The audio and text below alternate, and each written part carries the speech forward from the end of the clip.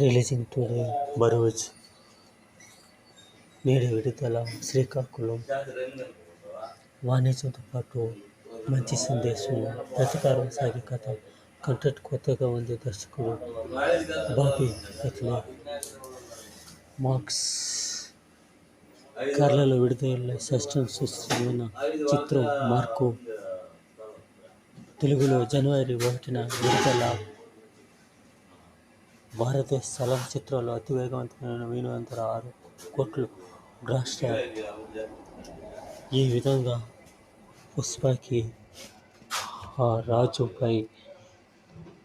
దిల్ రాజు కొంచెం అందరికీ సమాన న్యాయం కలగజేస్తారని కోరుకుంటాము. తీర్పు రావాలి, అందరూ సమన్వయంతో కలిసిమెలిసి కలిసిపోవాలని